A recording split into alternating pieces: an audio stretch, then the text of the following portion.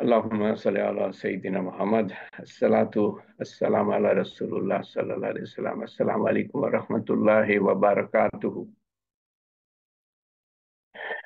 আল্লাহ তাআলা আমাদের অশেষ মেহেরবানি করে আল্লাহর সম্বন্ধে জানার তৌফিক দিয়েছেন, দিচ্ছেন, যেন ভবিষ্যতেও দিতে থাকেন। ঈমানের প্রথম ধাপ হলো আল্লাহর সম্বন্ধে জানা। আল্লাহর কোন দিক, আল্লাহর সম্বন্ধে কি জানা? এক হলো আল্লাহর পরিচয়, আল্লাহর মহত্ব, ক্ষমতা, পরাক্রমশীলতা, মহানুভবতা, আল্লাহর গুণাবলী।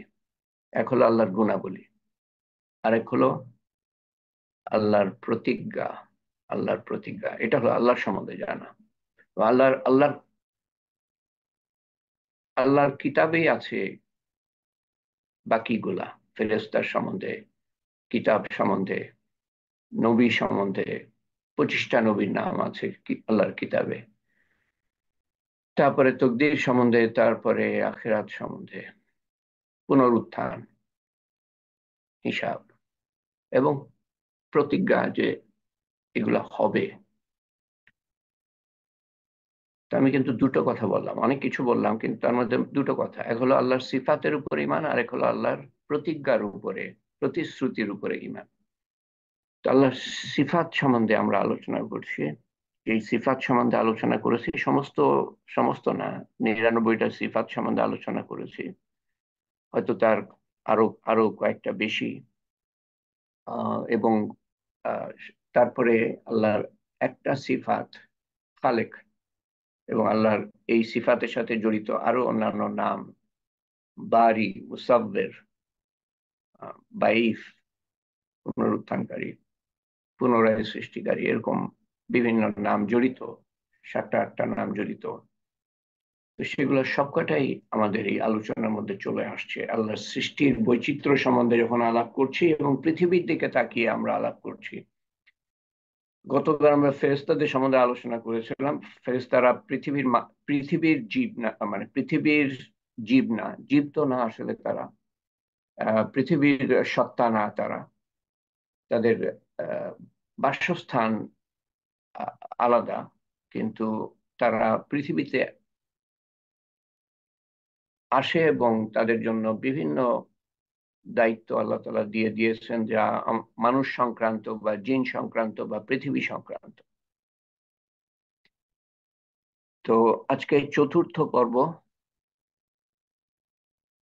আল্লাহর সৃষ্টির বৈচিত্র্য, পৃথিবীর দিকে তাকিয়ে। তো আজকে আমরা জিন সম্বন্ধে আলোচনা করছি। আল্লাহর অনেক মাখলুক, আর আমরা বলেন 18,000 মাখলুক, কিন্তু 18,000 বলতে কি বোঝায়? তার মধ্যে ফেরেশতা একটা, জিন একটা, মানুষ একটা, বাঘ, ভালুক, সিংহ, হাতি, এক একটা মাখলুক। আহ, কিন্তু পাখি, মাছ, কিন্তু এগুলো এক একটার মধ্যে, পাখির মধ্যে বিভিন্ন জাতির পাখি আছে, প্রজাতি, বিভিন্ন প্রজাতির মাছ আছে, বিভিন্ন প্রজাতির সিংহ আছে, বাঘ আছে, ভাল্লুক আছে, ইত্যাদি ইত্যাদি। গাছপালা, বিভিন্ন প্রজাতির গাছপালা আছে। তো 18,000 বলতে ওই সেই বিভিন্ন প্রজাতি বোঝায় না, জাতি বোঝায়। তো জিন একটা জাতি। জিন আগুনের তৈরি, পৃথিবীতে বাস করত এক সময়। তারা পৃথিবীতে রাজত্ব করত, কিন্তু তাদের খারাপির কারণে, খুন খারাপির কারণে, অরাজকতার কারণে তাদেরকে আল্লাহ তাআলা এক সময় বিতাড়িত করেন পৃথিবীর থেকে, এবং মানুষকে আহ আনার সিদ্ধান্ত নেন। কিন্তু মানুষ কম বেশি তাই করছে, জানি না বেশি না কম।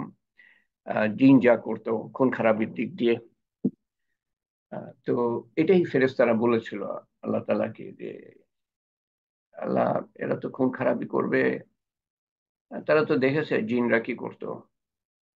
তো আমরাই তো যথেষ্ট তোমার ইবাদতের জন্য।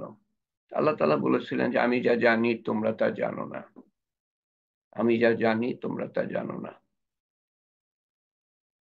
তো যাই হোক, আল্লাহ তাআলা ভালো জানেন কেন মানুষকে পাঠিয়েছেন। এর মধ্যেই মানুষ হবে থাকবে যারা বিভিন্ন পৃথিবীর বিভিন্ন ঝঞ্ঝাট ঝামেলা, মায়া আকর্ষণ কাটিয়ে আল্লাহর ইবাদত করবে, তালিমের হালকায় আসবে, মানুষের ভালো করবে, উপকার করবে, মানুষের জন্য কান্নাকাটি করবে। এবং সেগুলো যখন হয় তখন আল্লাহ তাআলা ফেরেশতাদের কাছে সেই মানুষ সম্বন্ধে গর্ব প্রকাশ করেন। যেমন এই মুহূর্তে আল্লাহ তাআলা আপনাদের সম্বন্ধে গর্ব প্রকাশ করছেন ফেরেশতাদের কাছে এবং আপনাদের বড়াই করছেন, আপনাদের নাম নিয়ে আপনাদের বড়াই করছেন। এটা কল্পনা করতে পারেন? কোনো বাদশা আমাদের কারোর নাম নিয়ে বড়াই করবে কখনো? আমাদের দেশে তো বাদশা নাই, কিন্তু কাছাকাছি তো আছে। তারা কখনো মনে করবে আমাদের কথা? মনে করার সময় আছে, ফুরসত আছে? আল্লাহ তাআলা আপনাদের কথা ব্যক্তিগতভাবে ব্যক্তিগতভাবে মনে করছেন, ফেরেশতাদের কাছে বলছেন, গর্ব প্রকাশ করছেন। কত বড় কথা! বাদশা তোমার কথা বলছিল। কেউ যদি এই কথাটা শোনে কারো কাছে, কালকে বাদশার দরবারে গিয়েছিলাম, তোমার কথা বলছিল, এটা শুনলে তো একটা মানুষ 7 দিন ধরে মেঘের মধ্যে বিচরণ করবে, আকাশে উঠতে থাকবে যেন। কিন্তু আল্লাহ তাআলা আমাদের কথা বলছেন এই মুহূর্তে, কতটুকু আমাদের মনের মধ্যে পরিবর্তন আসছে এই কথা শুনে। তো জিনদের বিতাড়িত করা হয়, তাদের সংখ্যার সম্বন্ধে আমরা জানি না।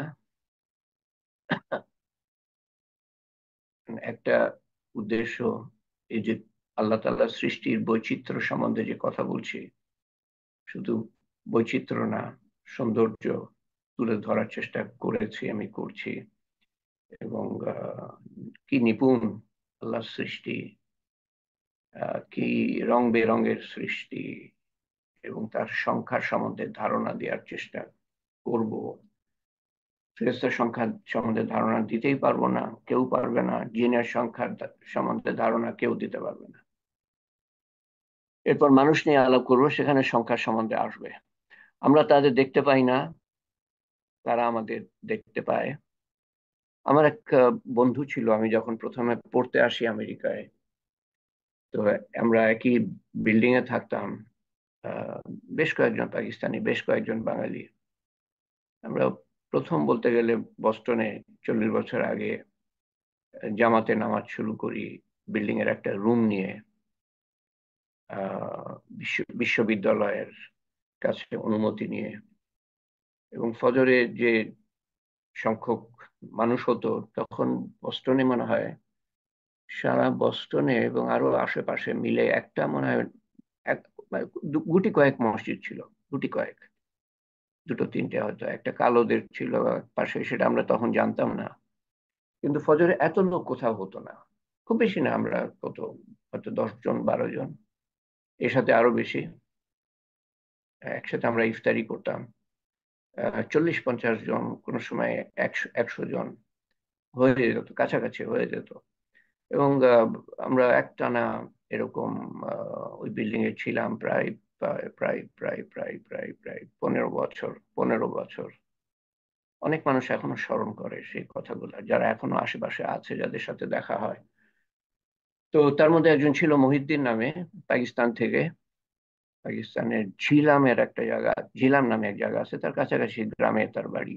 এবং সে বলেছিল প্রথম যে তার বাড়িতে জিন থাকে, তাদেরকে তারা মধ্যে মধ্যে দেখতে পায়, মধ্যে মধ্যে দেখতে পায়। তাদের যে খাটিয়া, খাটিয়ার নিচে তারা বিচরণ করত, বাড়ির কোনায় কোনায় বিচরণ করত। প্রথম শুনেছিলাম কারোর কাছে যে জিন দেখতে পেয়েছে তারা, কোনো কারণে তাদের বাসায় হয়তো দেখতে পেত। আচ্ছা, তো সাধারণত আমরা দেখতে পাই না, তারা দেখতে পায়। তারা যে কোনো রূপ নিতে পারে এবং দ্রুত গতিতে চলতে পারে। ফেরেশতা সম্বন্ধে কিছু বছর দেড়েক আগে আলোচনা করেছিলাম, যখন জিন সম্বন্ধে, না জিন তো না, শয়তানের শয়তানের কার্যকলাপ সম্বন্ধে, কৌশল সম্বন্ধে আলোচনা করেছিলাম আমরা। শয়তান কেন শয়তান হলো, ইবলিস কেন শয়তান হলো, আল্লাহর হুকুম অমান্য করে আদম আলাইহিস সালামের সৃষ্টির পরে সে সম্বন্ধে আলোচনা করেছিলাম। তারপরে অর্ধেকের পরে আমরা থেমে যাই, রোজা শুরু হয়, তারপরে আর সেখানে ফিরে যেতে পারি না। বাকি অর্ধেক আমার মাথার মধ্যে আছে। কোনো কারণে আমরা আল্লাহর গুণাবলী সম্বন্ধে আলোচনা করতে শুরু করি। আহ, এর আগে আরো দুবার করেছি, কিন্তু এত বিস্তারিত করি নাই। এবার যতটা বিস্তারিত করেছি আল্লাহর গুণাবলী সম্বন্ধে, এবং এইটা এখন যেটা বলছি এটা করি নাই। আহ, এই স্লাইড গুলা আগে দেখাই নাই, যদিও 4 বছর আগে তৈরি করা স্লাইড গুলা। পুরোটা না, ছবিগুলা যেমন 4 বছর আগের না, ছবিগুলা ইদানিং, এবং আরো কিছু কথা ইদানিং। তো তারা যে কোনো রূপ নিতে পারে, তখন এইসব কথা বলেছিলাম। এবং দ্রুত গতিতে চলতে পারে, আহ সাপের রূপও নিতে পারে। যেমন তাদের রয়েছে সম্প্রদায়, আমরা যেমন সম্প্রদায়ের মধ্যে, সমাজের মধ্যে বাস করি, ভাষা, জন্ম, মৃত্যু, সমাধি, কৃষ্টি, কালচার। আহ, তাদের মধ্যে মুসলমান আছে, অমুসলমান আছে, এবং খারাপ, বজ্জাত, জিন, ইবলিসের অনুসারী। ইবলিস ও জিন, জিনের মধ্যে থেকে এত ইবাদত করেছে যে বলা হয়, আলেমরা বলেন যে পৃথিবীর কোনো জায়গা নাই হয়তো যেখানে সে সেজদা দেয় নেই। তো তার ইবাদত দেখে আল্লাহ তাআলা তাকে ফেরেশতাদের মধ্যে শামিল করেন। এবং ফেরেশতাদের সর্দার, যেখানে জিবরাইল আলাইহিস সালাম আছেন, সেখানে ইবলিসকে ফেরেশতাদের সর্দার বানানো হয়। এবং ফেরেশতাদের সেসব কিছু গুণাবলী দেওয়া হয়। এবং পরে অহংকারের কারণে, এই যে ইবাদত অহংকার আনতে পারে, এই কথাটা শিক্ষা দিচ্ছে। অনেক শিক্ষার মধ্যে এই শিক্ষাটাও, যে ইবাদত যখন একটা মানুষ করে না, তার মধ্যে অহংকার আসতে পারে। শয়তান অহংকার ঢুকিয়ে দেওয়ার চেষ্টা করে। এই ইবলিস এবং তার অনুসাররা হলো জিন থেকে। সে নিজেও জিন, তার অনুসারীরাও অনুচর অনুসারীরাও জিন থেকে, জিন সম্প্রদায় থেকে। আমাদের প্রত্যেকের সাথে একটা করে জিন আছে, যারা আমাদেরকে, তারা অমুসলমান, বজ্জাত, খারাপ, এবং তারা আমাদেরকে খারাপ বুদ্ধি দেয়। যখনই কোনো খারাপ বুদ্ধি মনের মধ্যে আসে, দুটো দুটো জায়গা থেকে আসতে পারে। এক হলো যে আমাদের সাথে যে জিন আছে তার থেকে, অথবা আমাদের নফস নফস থেকে, লোভ, লালসা, মোহ, কাম, ক্রোধ, গর্ব, অহংকার, এসব দুর্বলতা থেকে আসতে পারে। তো এই জন্য আমাদের সচেতন থাকতে হবে যে এরা সবসময় আমাদের বিপদগামী করার জন্য বদ্ধপরিকর, আমাদের ধ্বংস করার জন্য বদ্ধপরিকর। এবং ইবলিস আমাদের প্রকাশ্য শত্রু, সেটা আল্লাহ তাআলা বলে দিচ্ছেন আমাদেরকে। তারপরে আমরা শুনছি না, জানি না তাদের সম্বন্ধে, তারা কোন কৌশলে তারা যে আমাদেরকে আল্লাহর অবাধ্য করার চেষ্টা করে, সে সম্বন্ধে তালিম করেছি আমরা, কিন্তু কতটুকু মনে আছে। আর বাকি মানুষ যারা জানে না, তারা তো জানেই না।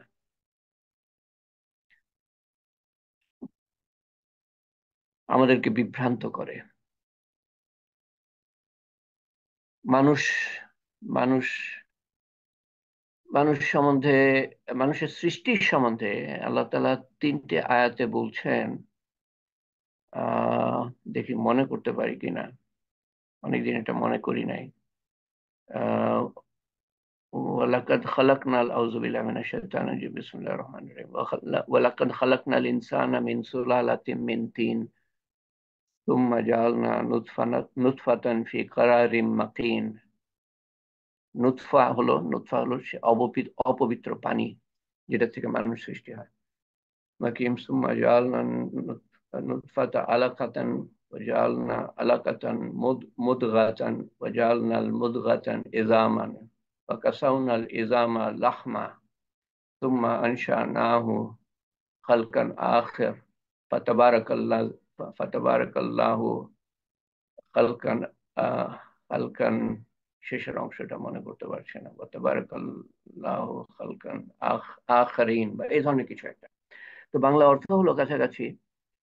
আহ, কোরআন শরীফ যদি আপনি যেগুলো জানেন সেগুলো যদি ইয়ে না করেন, তেলাওয়াত করতে না থাকেন, তো এটা দ্রুত ভুলে যায় মানুষ।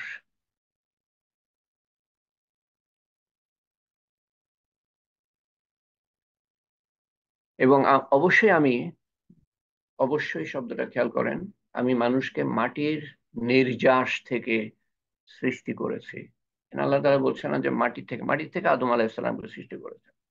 কিন্তু আমরা তো আর মাটি, আমরা দেখে তো মায়ের পেট থেকে আসছি, মায়ের পেটে আহ অপবিত্র পানি প্রবেশ করে এবং তারপরে সেখান থেকে যে কি পর্যায়ক্রমে আল্লাহ তাআলা সৃষ্টি করেন সেটাই কিন্তু এখানে বলা হচ্ছে। তো সেখানে তো মাটির আমরা কোনো দেখছি না, অংশ দেখছি না। যেটা বোঝানো হচ্ছে সেটা হলো যে আদম আলাইহিস সালাম মাটি থেকে, সেই হিসাবে আমরাও মাটি থেকে। আমরা তো আদম আলাইহিস সালামের ঔরস জাত, নবীর সন্তান কিন্তু আমরা, এই কথাটা আমরা ভুলে যাই। মানুষ যখন জঘন্য ব্যবহার করে তখন সে ভুলে যায় যে নবীর সন্তান। জঘন্য ব্যবহার মানুষের খাটে না, মানুষের মানুষের আহ, মানুষের মর্যাদার সাথে যায় না, কিন্তু তারপরেও করে। তো তো আসলে আরেকটা দিক আছে, সেটা হলো যে আমাদের শরীরের মধ্যে যে যে আছে, মিনারেল বলে, বাংলা আমি যে বলতে পারবো না, ধাতব, বিভিন্ন কেমিক্যাল আছে, মিনারেল আছে, এগুলো সব মাটির থেকে আসে। এগুলো মাটিতেও পাওয়া যায়, এগুলো মাটিতেই পাওয়া যায়। ওই যে আদম আলাইহিস সালামের মধ্যে চলে এসছে, মাটির থেকে উনি এসছেন, তারপর বংশ পরম্পরায় আমরা এসেছি। তো আমাদের মধ্যে ওই জিনিসগুলো আছে, যা আদতে আদিতে প্রথমে মাটির থেকে নেওয়া হয়েছিল। তারপর তো আল্লাহ তাআলা সেই আহ, মাটির মূর্তির মধ্যে ফেরেশতার মাধ্যমে ফু দিয়ে আদম আলাইহিস সালামের আসল রূপ, জীবন্ত রূপ আল্লাহ তাআলা সৃষ্টি করেন, রূহ ফুঁকে দিয়ে। এবং সেই কাজটা প্রত্যেকটা মানুষের বেলায় ফেরেশতা এসে মায়ের পেটে রূহ ফুঁকে দেয় এক সময়। তো মাটির নির্যাস থেকে সৃষ্টি করেছি, অতঃপর আমি তাকে শুক্রবিন্দু, যে এক কাতরা পানি, শুক্রবিন্দু হিসাবে আহ, মায়ের দিক থেকে আসে, বাবার দিক থেকে আসে, একত্রিত হয়, একটি মজবুত আবাস স্থলে রাখি, একটি মজবুত আবাস স্থলে রাখি, মায়ের পেটে মজবুত আবাস স্থলে। কোনো কিছু তাকে করতে পারে না, ধরা ছোঁয়ার বাইরে। তো এই জিনিসটা কিন্তু আগে মানুষ জানতো না, যে কথাটা সত্যি সত্যি হতেই হবে যেহেতু কোরআন শরীফে আছে, কিন্তু এটা প্রমাণ জানতো না। প্রমাণ আসে বেশি হলে 100 বছর আগে হয়তো। এবং যে পর্যায়গুলা বলা আছে পরের আয়াতে, আহ, ঠিক সেই পর্যায়ের মধ্যে দিয়ে যায় মানুষ, এটা বাচ্চা মায়ের পেটে, সেটা আবিষ্কার করে মানুষ একেবারে ছবির আকারে, হয়তো গত কত হবে 50 বছর আগে, হয়তো 40-50 বছর আগে। সময় থাকলে আমি এটা একটা একটা দেখাবার চেষ্টা করব, ভিডিও আজ পর্যন্ত দেখাই নেই কোনো হালকায়, যদি সময় পাই। তো এর 3 নম্বর আয়াতে, মানে 14 নম্বর আয়াত, 23 নম্বর সূরা, 14 নম্বর আয়াত। তো ওই যে আলাক, আলাক মানে হলো যে যেটা অপবিত্র পানি, সেটা থেকে শুক্রাণু বিন্দুকে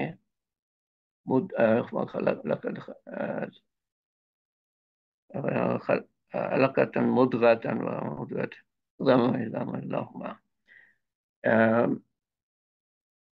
শুক্র শুক্রাণু বিন্দুকে আঁকড়ে থাকা জমাট বাঁধি, আল্লাহ তাআলা জমাট বেঁধে দেন বা আল্লাহর ইচ্ছায়, এবং জমাটটিকে একটি পিণ্ডে পরিণত করি,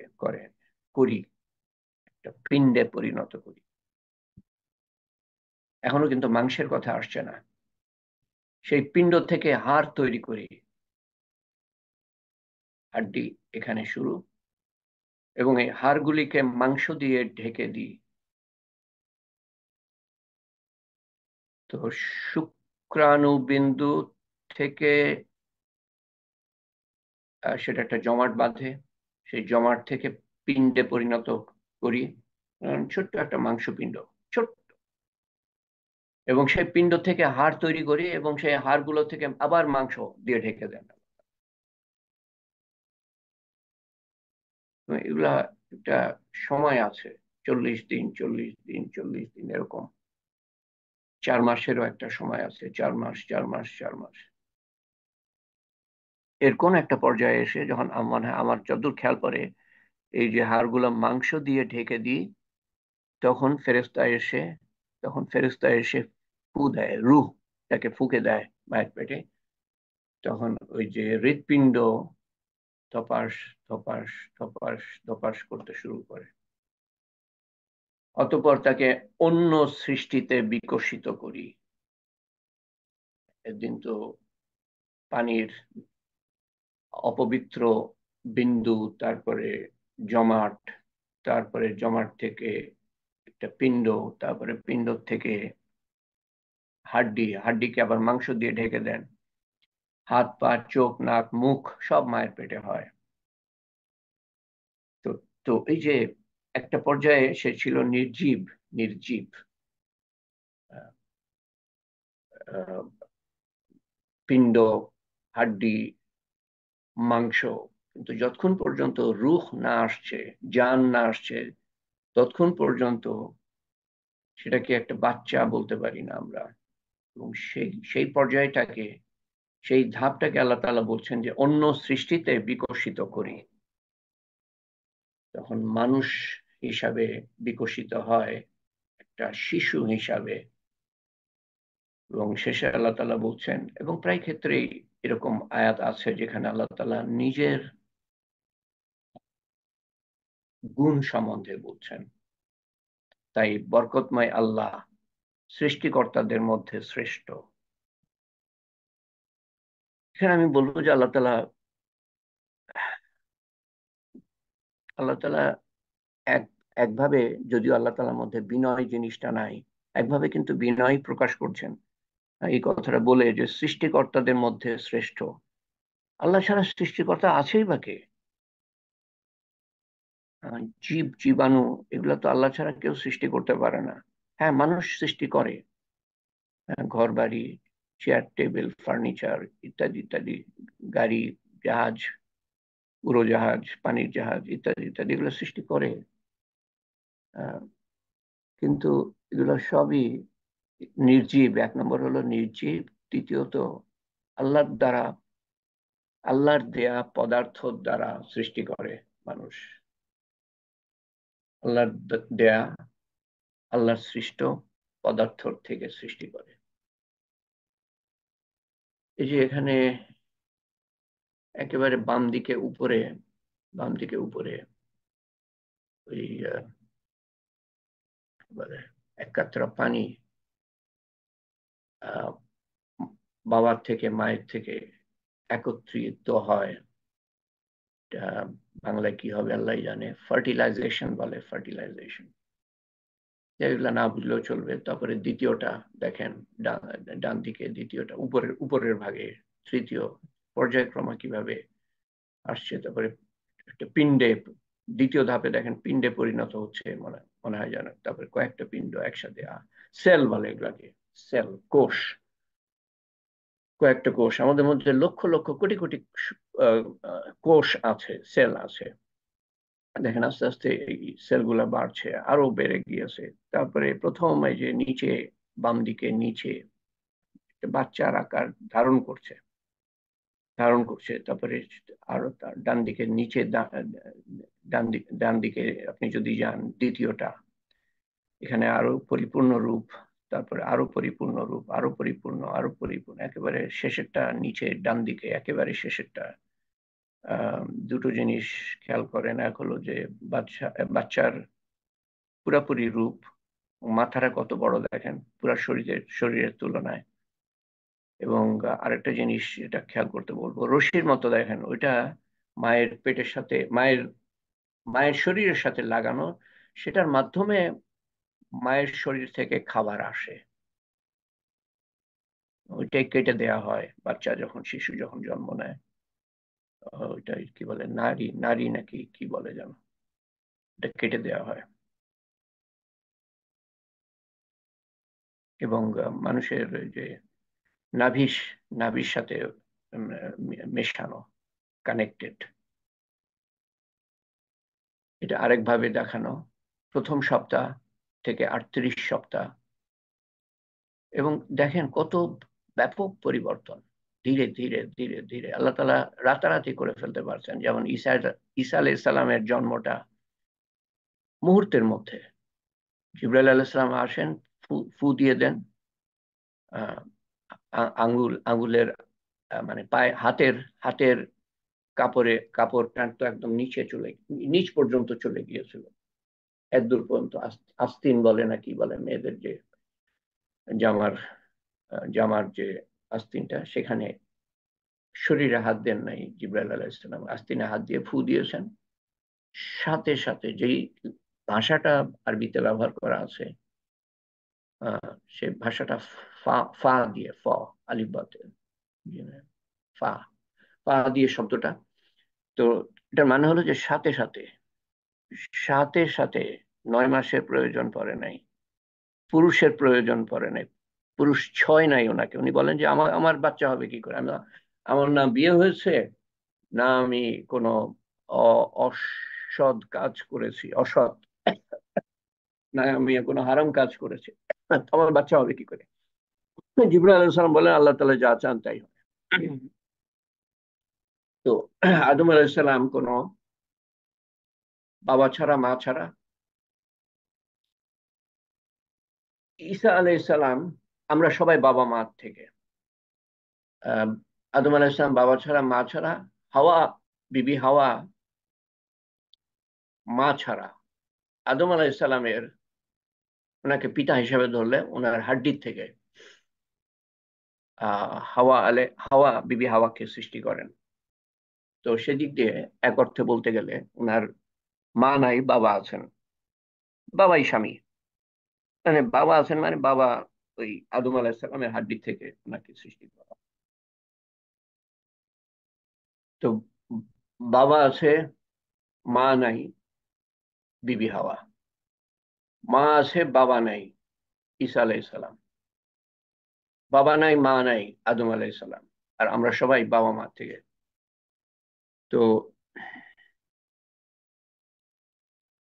আহ আল্লাহ তাআলা যে আমাদের রক্ষিত করেন মায়ের পেটে, আহ, সেটা ওই দ্বিতীয় সপ্তাহে ওই চারিদিকে ঘেরা অন্ডকোষ সেল, দ্বিতীয়টাতে দেখতে পাচ্ছেন গোল গোল গোল গোল,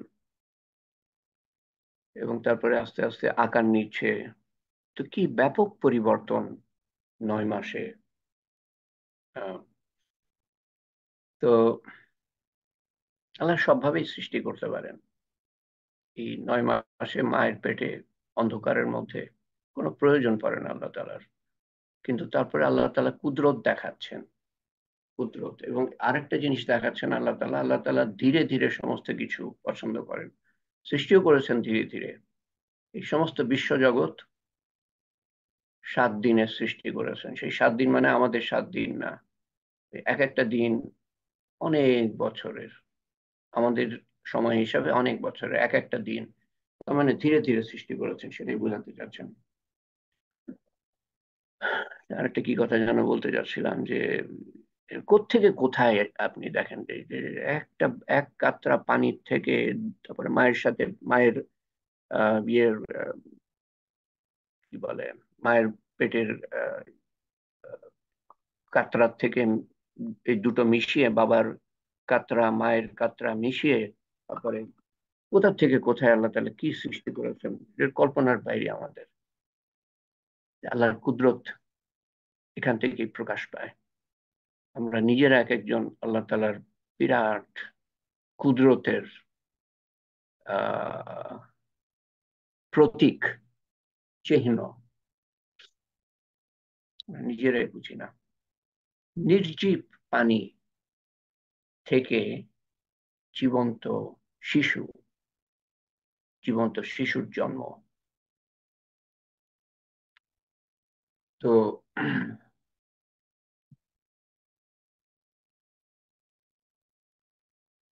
দেখি আমি কয়েকটা মিনিট সময় আছে, আমি একটু যদি দেখাতে পারি। প্রথমে এটা চলে আসলো, আচ্ছা ঠিক আছে।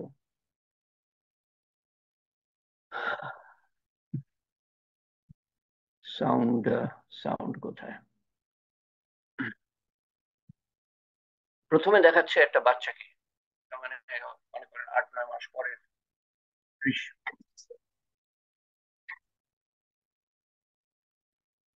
মায়ের পেটে।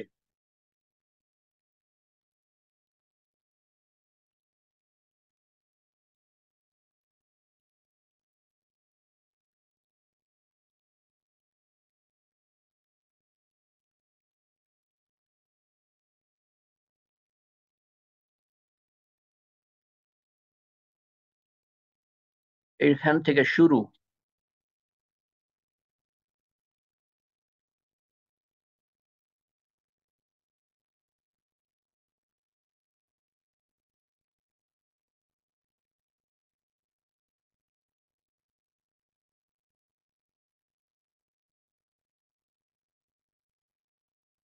22 দিন পরে।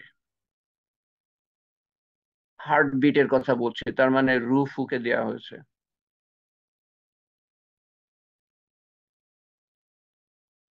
হাত এবং পা। 4 সপ্তাহ পরে। নড়া। 5-6, 5-6 সপ্তাহ পরে নড়াচড়া। ব্রেন কাজ করছে। হাত একসাথে নিতে পারে 7.5 সপ্তাহে।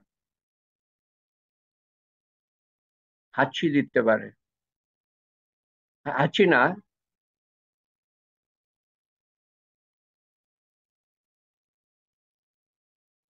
9,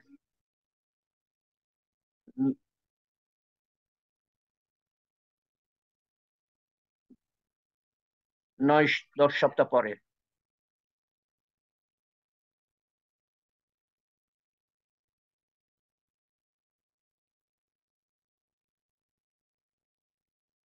টেস্ট করতে পারে। 14, 14 সপ্তাহ পরে মা বুঝতে পারে।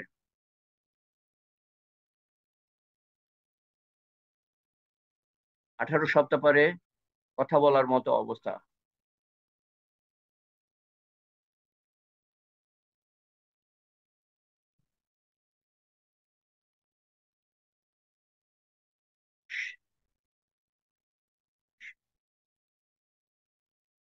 27 সপ্তাহ পরে দেখতে পায়।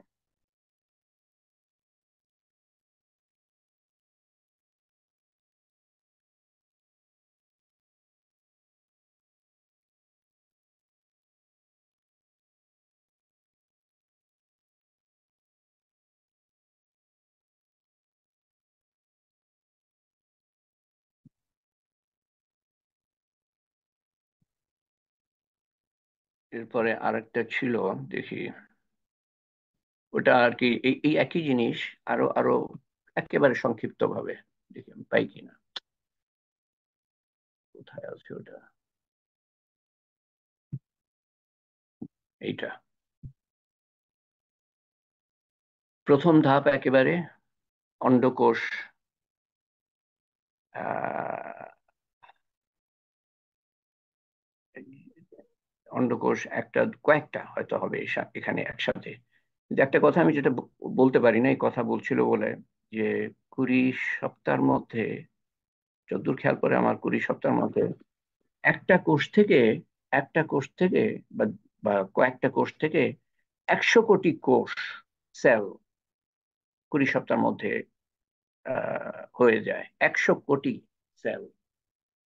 প্রথম ধাপ, দ্বিতীয় ধাপ, দ্বিতীয় ধাপ, তৃতীয় ধাপ, চতুর্থ ধাপ, পঞ্চম ধাপ, ষষ্ঠ ধাপ, অষ্টম ধাপ, নবম ধাপ, দশম, 11। 12, না এটা তো আর বাইরে থেকে দেখাচ্ছে। তারপরে এখন জন্ম হওয়ার সময় এসছে, তারপরে জন্ম হয়েছে। তো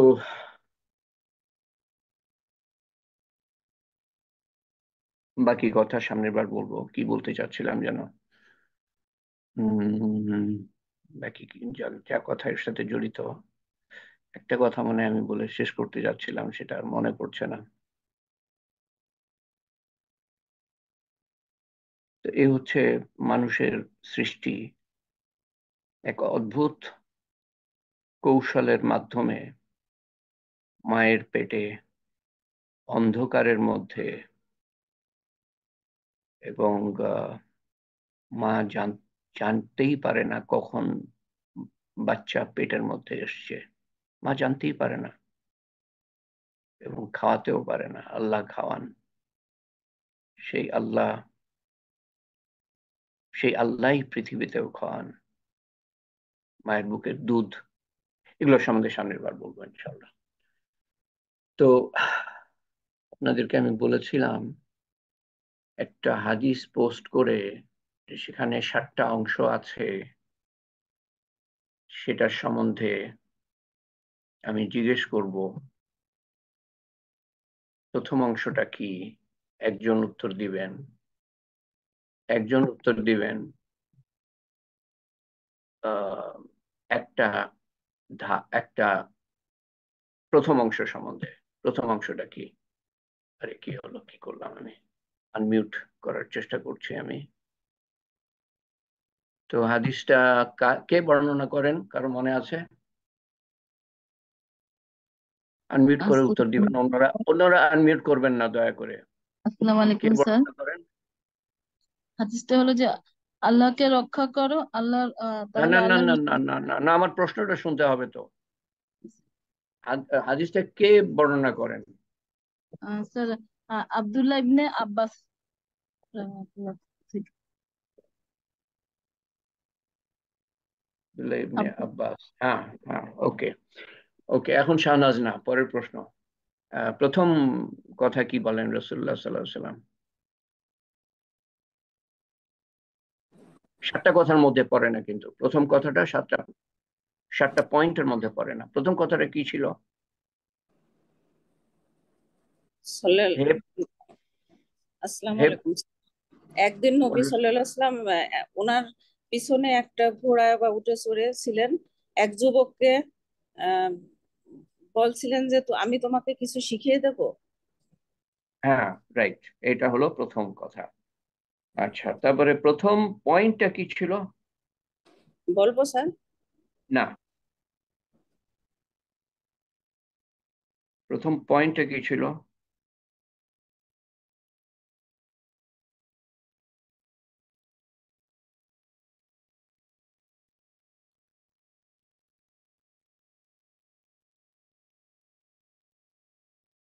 এখানে 69টা কানেকশন দেখছি আমি। কতজন আছেন আল্লাহ জানেন। এই দুজন ছাড়া কেউই পড়েন নাই?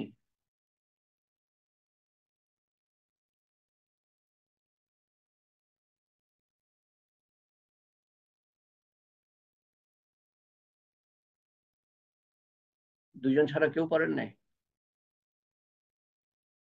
হ্যাঁ না কিছু বলেন, না পড়লে না, না পড়লে না পড়েছেন, এটা তো আপনার আপনার আপনার ইচ্ছা।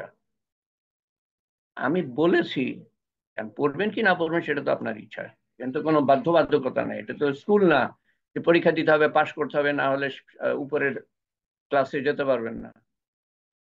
পড়লে আপনারা লাভবান হবেন, না পড়লে আপনারা মাহরুম থাকবেন, বঞ্চিত থাকবেন এলএম শিক্ষা থেকে। তো তো বলার কোনো মানে আমি দ্বিধাদ্বন্দ্ব দেখি না যে না আমি পড়ি নাই। ফিনিশড।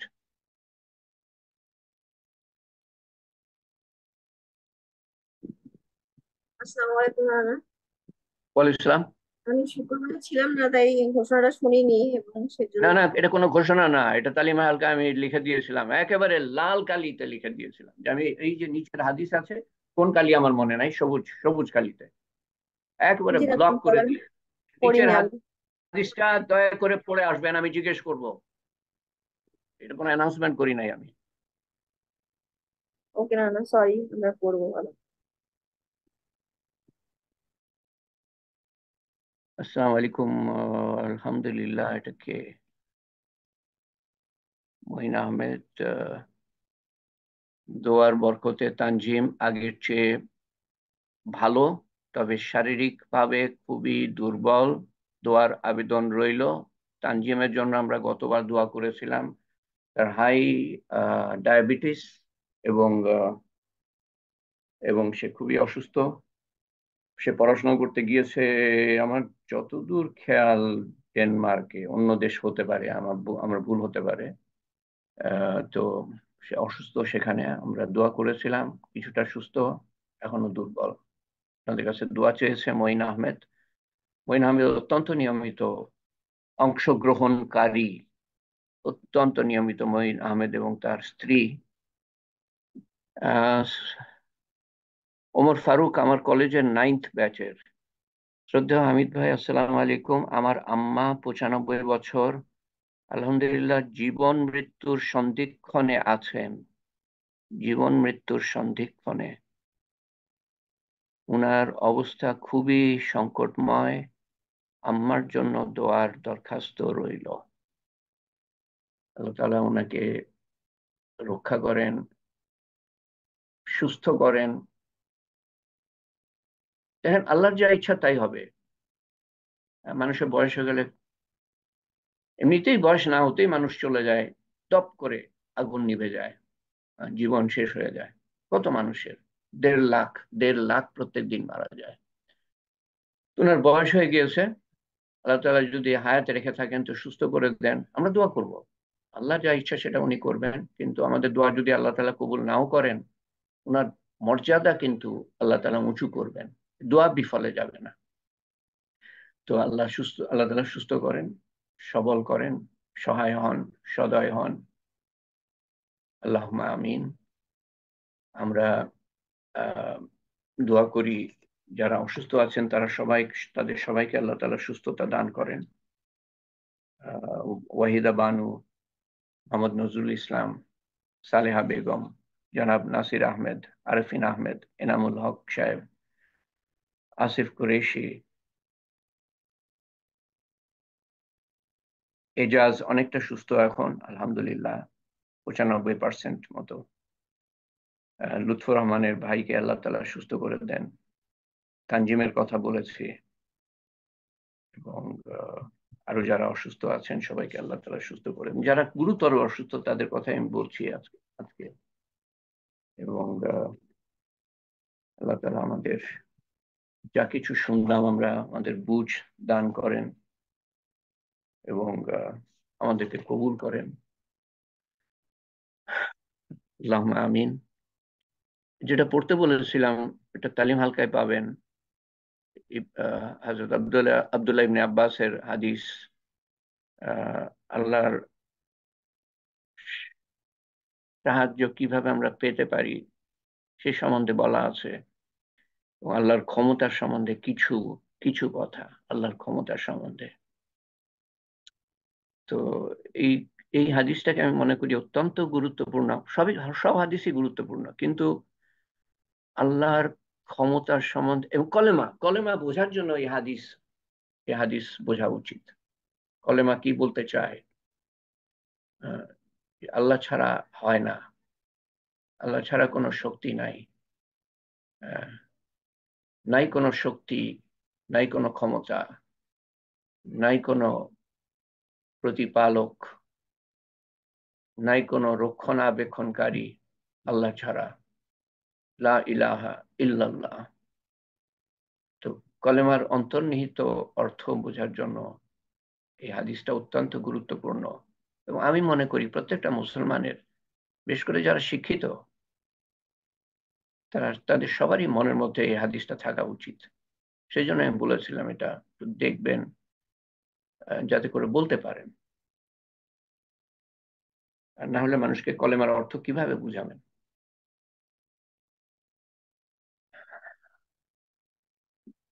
আল্লাহুম্মা আমিন। আমরা নিজের জন্য দোয়া করি।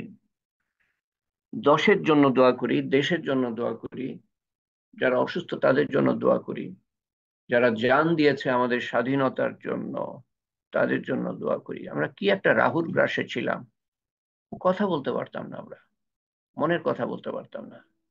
এবং বাক স্বাধীনতার সবচেয়ে মৌলিক স্বাধীনতা মানুষের, আমরা একসাথে মিলে কোনো মত প্রকাশ করব, মৌলিক স্বাধীনতার মধ্যে মানুষ পারতো না, গুম হয়ে যেত। তারপর খবর নাই তো নাই, হয় মেরে ফেলতো না হলে আটকে রাখতো। বেশিরভাগই মেরে ফেলতো। কে আটকে রাখে? আটকে রাখার বেশি জায়গাও ছিল না। তো কত মানুষ যে মারা গিয়েছে এবং সমুদ্রে ফেলে দেওয়া হয়েছে, সমুদ্রে। এগুলো এখন এখন তো সব বেরিয়ে আসছে। এবং আরেকটা জিনিস কি জানেন, যে আবার আমি বলছি, আমি রাজনীতির কথা বলছি না, আমি মানবতার কথা বলছি। আরেকটা জিনিস হলো যে প্রত্যেক দিনই আরো অবাক হচ্ছি, এই যেন শেষ নাই। এই মানে নতুন শব্দ দরকার যা বাংলা ভাষায় নাই। ব্রিটিশরা লুট করত, ব্রিটিশরা, তারা তো এসেছিল লুট করার জন্য এবং ভারতকে উজাড় করে দিয়ে গিয়েছে, উজাড়। তো সেখান থেকে লুট শব্দটা, যেটা বাংলা, উর্দু, হিন্দি তিনটাতে আছে লুট শব্দ, এটা ইংরেজিতেও চলে গিয়েছে ব্রিটিশদের কার্যকলাপে। কিন্তু এই গত 16 বছর আমরা যা দেখেছি, 15 বছর বলে, আসলে 16 বছরের কাছাকাছি, সেটার জন্য নতুন শব্দ দরকার।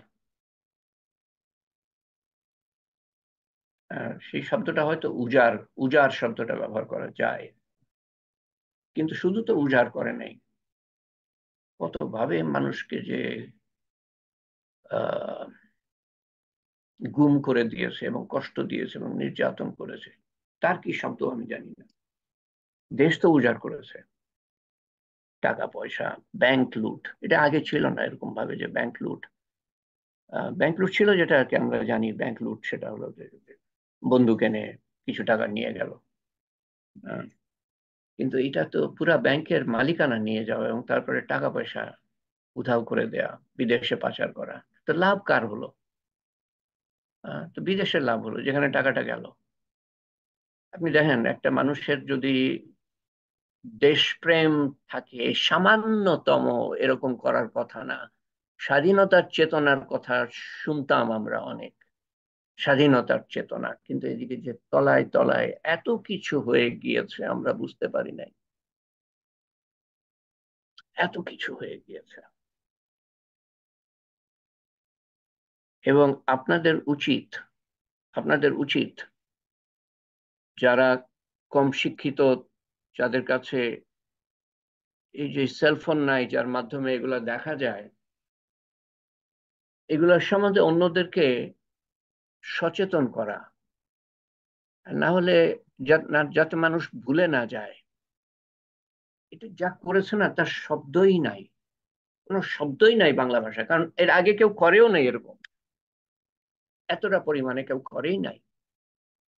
তো মানুষ ভুলে যায় সহজে, এবং যাতে তারা উড়ে এসে জুড়ে বসতে না পারে আবার।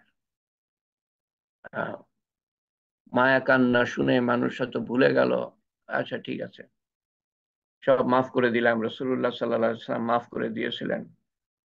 এখানে বড় একটা তফাৎ হলো যে রাসূলুল্লাহ সাল্লাল্লাহু আলাইহি ওয়াসাল্লামের সময় ওই যে কুরাইশরা মক্কা শরীফে, ওরা কয়টা মানুষকে মেরেছে? আপনারা একটু, যদি একটু ইতিহাস ঘাটাঘাটি করে বাইর করতে পারেন, আমাকে বলেন তো দেখে, কয়টা মানুষকে অত্যাচার সেভাবে করেছে যেভাবে অত্যাচারিত হয়েছে মানুষ, একজনকেও গুম করা হয় নাই। এবং কয়টা মানুষকে, আমার জানা মতে 2-3 জন হবে হয়তো, এক 2-3 জন আমি যা জানি, তার বাইরে না, তাও একটা পরিবারে। এ প্রকাশ্য অত্যাচার যে হচ্ছে, ওটা প্রকাশ্য, কোনো লুকিয়ে চুকিয়ে না।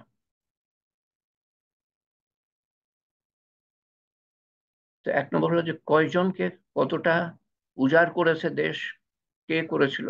উক্রেনের তো কোনো দেশ উজাড় করার প্রশ্নই আসে না। মানুষের মানুষের গরিব মানুষের টাকা ব্যাংকে রাখা আছে, সেগুলোকে লুট করে নিয়ে চলে গেছে, পাচার করে নিয়ে। সে টাকা মানুষ যদি যায় তো পাবে না, তো নাই সেখানে, তো পাবে কি করে? তারপরে কুরাইশরা মাফ চেয়েছিল মক্কা বিজয়ের পরে, তারা অনুতপ্ত হয়েছিল। রাসূলুল্লাহ সাল্লাল্লাহু আলাইহি ওয়াসাল্লাম যে মাফ করেন না, তারা অনুতপ্ত হয়েছিল। কোথায় অনুতাপ? নতুন নতুন কাহিনী শুনি। আমি জানতাম না পুলিশ নির্যাতন করছে, আমি জানতাম না। আরে, তুমি কোথায় বাস করো? তোমার কাছে সেলফোন আছে, সেলফোন থেকে আমরাও পাই খবর। পেপার পড়ার দরকার পড়ে না, টিভি দেখার দরকার পড়ে না। এক একটা মানুষ ছিল রিপোর্টার। রিপোর্টার ছবি উঠিয়ে ডাউনলোড করতো, সবাই দেখতো। স্বৈরাচারের হাতেও কয়েকটা ফোন ছিল আমার ধারণা, একটা তো ছিলই। এ সম্বন্ধে আমি জানি, একটা তো ছিল, এটা জানি আমি।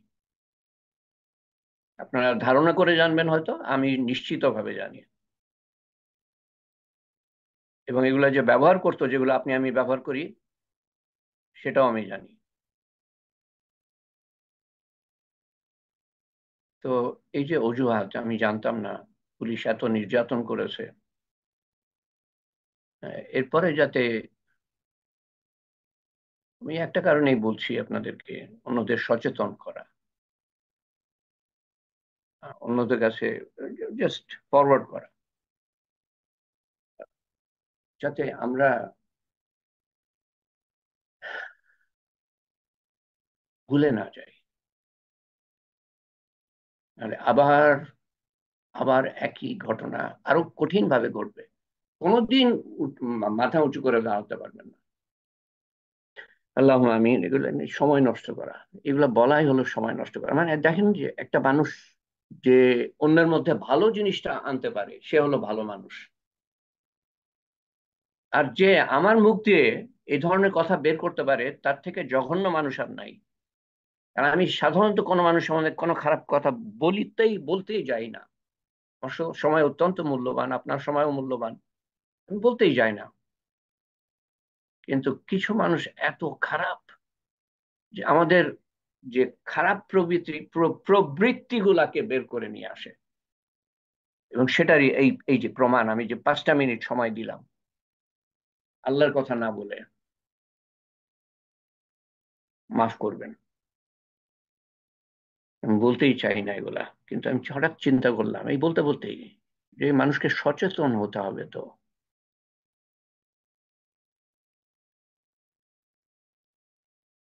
আল্লাহুম্মা আমিন। আল্লাহুম্মা সাল্লি আলা সাইয়্যিদিনা মুহাম্মদ। জাযাল্লাহু আন্না মুহাম্মাদান সাল্লাল্লাহু আলাইহি ওয়াসাল্লাম মা হুয়া আহলু। সুবহান রাব্বিয়াল আলিয়্যিল আলাল ওয়াহাব। সুবহানাল্লাহি ওয়া বিহামদিহি আদাদা খালকিহি ওয়া রিযা নাফসিহি ওয়া জিনাতা আরশিহি ওয়া মিদাদা কালিমাতিহি। হে পাক পরওয়ারদিগার, তুমি আমাদেরকে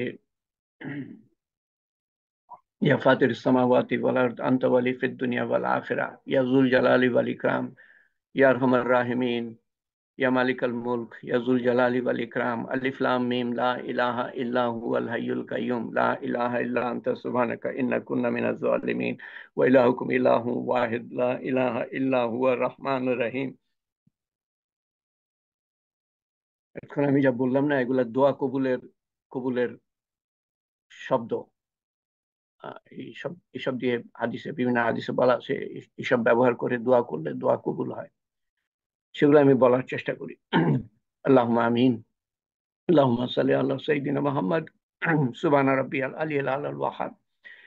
হে পাক পরওয়ারদিগার, তুমি আমাদেরকে শাস্তি দাও আমাদের গুনার কারণে, আমাদের গুনাহ খাতা মাফ করে দাও। আল্লাহ আমাদেরকে তওবা করো, তৌফিক দান করো।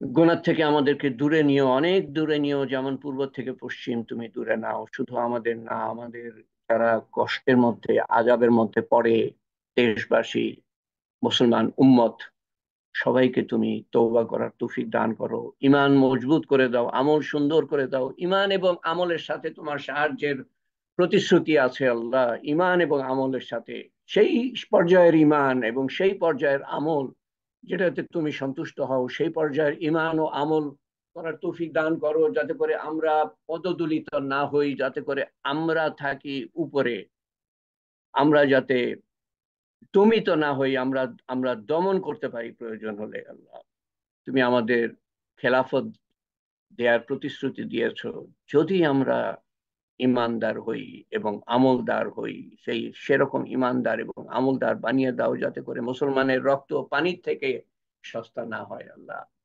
রাহুর গ্রাস থেকে তুমি আমাদেরকে রক্ষা করেছো। আল্লাহ, আমাদের গোনার কারণে তুমি কোরআন শরীফে বলেছো যে যারা অন্যায় করে তাদের উপর অত্যাচারী বাদশা তুমি নিয়োগ করে দাও।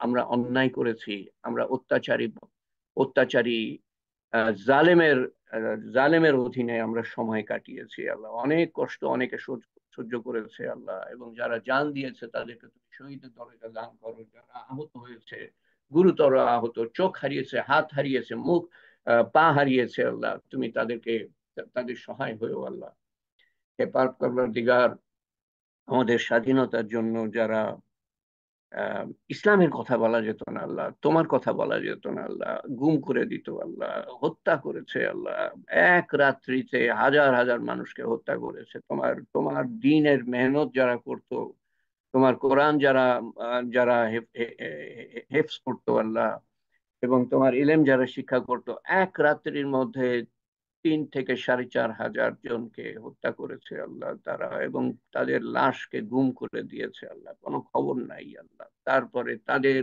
আত্মীয় স্বজন কোনো কথা বলতে পারে নাই এত বছর ধরে, 10 বছর ধরে। হে পাক পরওয়ারদিগার, তাদের কপালে যদি হেদায়েত থাকে তো তাদেরকে হেদায়েত দিও যারা করেছে এগুলা। আর যদি হেদায়েত না থাকে, তারা আবার আমাদের ধ্বংস করার জন্য এগিয়ে আসবে। তারা আছে, আমাদের দেশের মধ্যে অনেকে আছে, অস্ত্র শস্ত্র নিয়ে আছে। আল্লাহ, তাদের কপালে যদি হেদায়েত না থাকে, তুমি তাদের ধ্বংস করে দিও আল্লাহ, তারা আমাদেরকে ধ্বংস করার আগে।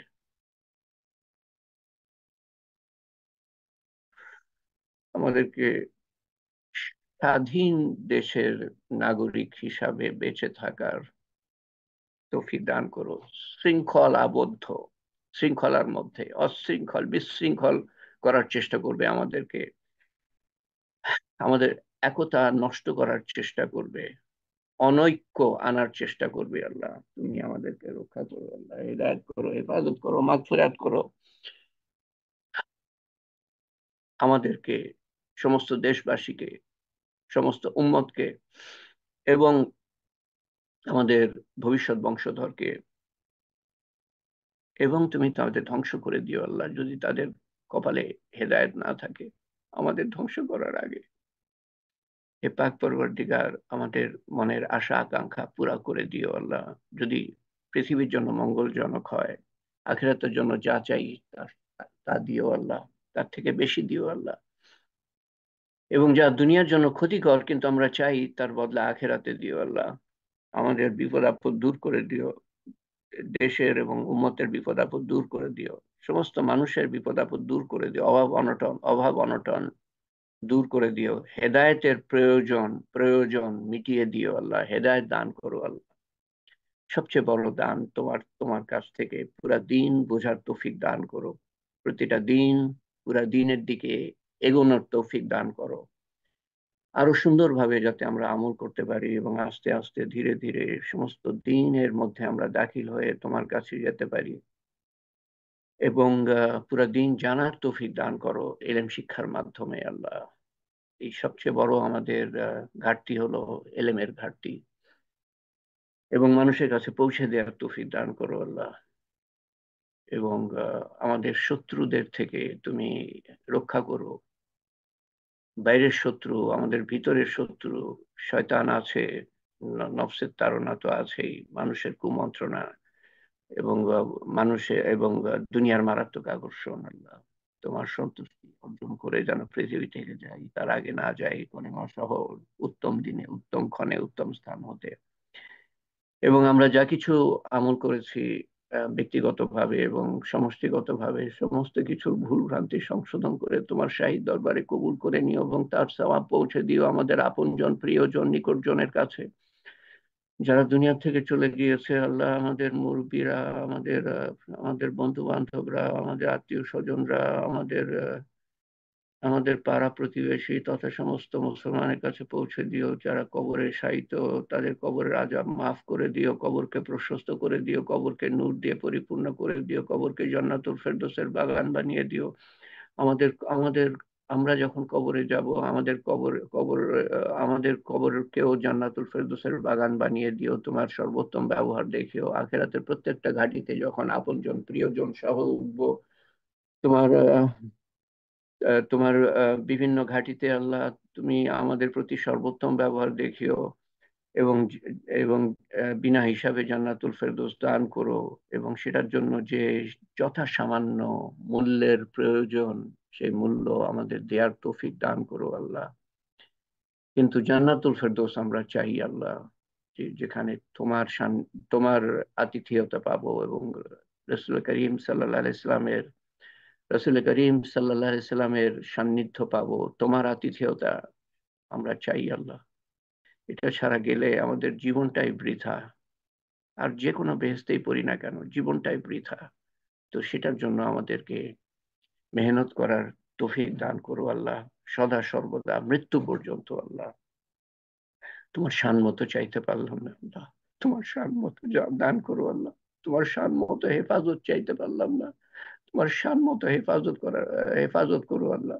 তোমার হাবিব সাল্লাল্লাহু আলাইহি সাল্লাম যা কিছু চেয়েছিলেন আমরাও তাই চাই। তোমার হাবিব সাল্লাল্লাহু আলাইহি সাল্লাম যা কিছু থেকে পানা চেয়েছিলেন আমরাও তার থেকে পানা চাই। রব্বানা আতিনা ফিদ দুনিয়া হাসানাতু ওয়া ফিল আখিরাতি হাসানাতু ওয়া কিনা আযাবান নার ওয়া কিনা আযাবাল মাউত ওয়া কিনা আযাবাল কবর ওয়া কিনা আযাবাল হাশর ওয়া কিনা আযাবাল মিজান ওয়া কিনা আযাবাল পুলসিরাত ওয়া কিনা আযাবাল মাসিয়াদ দাজ্জাল। ইয়া কাযিউল হাজাত, يا رافع الدرجات، يا حلال المشكلات، يا مجيب الدعوات، برحمتك نستغيث، يا أول الأولين، يا آخر الآخرين، يا أكرم الأكرمين، يا أرحم الراحمين، يا راحم المساكين، يا ذي القوة المتين. ربنا تقبل منا إنك أنت السميع العليم وتب علينا إنك أنت التواب الرحيم.